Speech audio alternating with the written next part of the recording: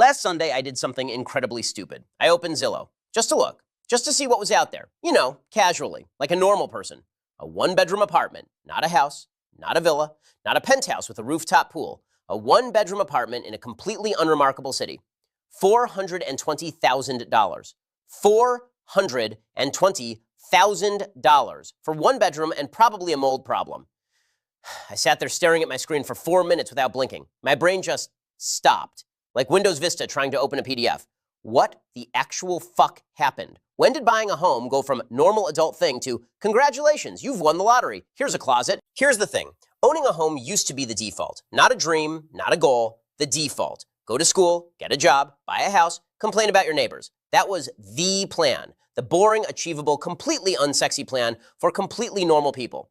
In 1980, the average house cost 3 times the average annual salary. 3 times. You worked 3 years, you bought a house. The math made sense. It was human scaled. It respected your existence as a person. Today, 8 times the average salary. In major cities, 12, 15 times. 15 years of your entire salary just to afford a place to sleep. The math didn't just stop making sense. The math took the piss, moved to a nicer neighborhood, and is now renting out its spare room on Airbnb. And before anyone says, just move somewhere cheaper, yes, brilliant, amazing advice, truly. Except the cheap places are getting expensive too, because everyone is moving there, because everywhere else is already completely unaffordable. It's a wave of financial misery, and it's traveling faster than any of us can run. Uncle Gino bought his house in 1987. 3 bedrooms, backyard, decent neighborhood. You know what he paid? $68,000. $68,000. At the time, that was 2.5 years of his salary. He saved up, got a mortgage, moved in, done. He didn't solve a Rubik's Cube. He didn't fight anyone. He just bought a house like a normal human being. That same house today is worth $640,000. Gino did absolutely nothing. He watched football, ate pasta, complained about the government, and waited. The house appreciated by itself while Gino slept. That's it. That's the whole strategy. Meanwhile, I have a master's degree, a full-time job, marketable skills, and I'm splitting a 2-bedroom apartment with Luca because neither of us can afford to live alone. Gino thinks we're lazy. I want to flip every single table in his house every time he opens his mouth. Last time I saw him, he looked me dead in the eyes and said, "You just need to stop wasting money on takeout. I spend maybe $200 a month on food delivery. The down payment on an average house is $80,000. At my current saving rate, with 0 takeout, 0 fun, 0 existing as a person, I would have enough for the down payment in 33 years. I'd be 61 years old. At which point the house will cost $2 million and I'll need another down payment. There is no finishing line. The finishing line keeps running away from me." And Luca, God bless Luca. Luca has a solution. Bob, don't save cash, invest it. 7% annual returns, you'll get there in 5 years. Luca has been saying this for 4 years. Last year, the market dropped 30%. Luca panic sold everything at the absolute bottom. Luca is still renting, obviously. Okay, here's the part where I explain why this is actually happening. Because it's not bad luck. It's not millennials buying too much avocado toast. It's a structural problem that was built by specific people who are actively profiting from it staying exactly as broken as it is. Since 2010, institutional investors, hedge funds, corporations, real estate trusts have bought millions of single-family homes, not to live in them, to rent them back to the people who tried to buy them. One company, Invitation Homes, owns over 80,000 houses. 80,000. That's not investing. That's hoarding with a business card. In 2023, in some American cities, 1 in 4 homes sold went to an investor.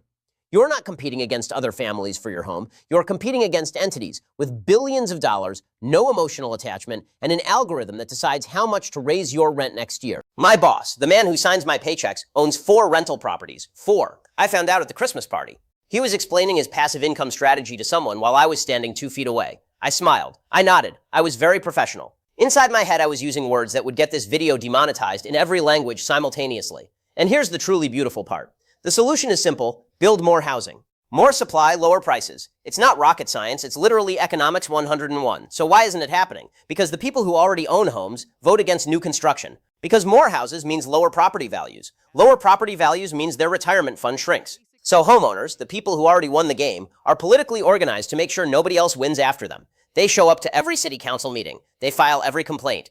They vote against every single new development. And politicians listen to them because homeowners vote and renters don't. You are being priced out of the market by people who bought their house 40 years ago for $68,000 and are now defending it like it's the last piece of pizza at a party. Hi, Gino. I see you. Solutions. Let's talk solutions, because I'm not just here to make you feel like shit. I'm here to make you feel like shit and give you something to do about it. Governments could build public housing. Works in Vienna. Works in Singapore. Works in multiple places where politicians decided that people need somewhere to sleep. Governments could tax vacant properties and speculation. Governments could zone more land for residential development. All of these things exist, have been tested, and actually work. None of them are politically popular because the voters who show up most consistently are the exact people who benefit from the current disaster. Am I going to tell you it's going to get better? No. I genuinely don't know if people our age will ever own homes at the same rate as our parents. The math doesn't work. The political will isn't there. And the gap between people who own assets and people who don't is going to keep widening until something snaps. What snaps, when, how, nobody knows. And anyone who tells you they do is selling a course for $497. What can you actually do right now? Number one, understand the math before you buy. Don't let anyone guilt you into a purchase you can't afford with the renting is throwing money away speech. Renting is buying flexibility. Sometimes that's worth more. Number two, if you do buy because you want to live there for 10 plus years, not as an investment, as a home. Number three, vote. Vote for people who want to build more housing, even if it's in your neighborhood, even if it affects your property value slightly, because you're probably not the one with 4 investment properties anyway. You're the one trying to get the first one. Uncle Gino called me last week, by the way. His house just got appraised at $700,000. He's thinking of buying a second property as an investment. He asked if I wanted to be his tenant. I said I'd think about it. I'm broke Bob. I'm still renting. See you next week.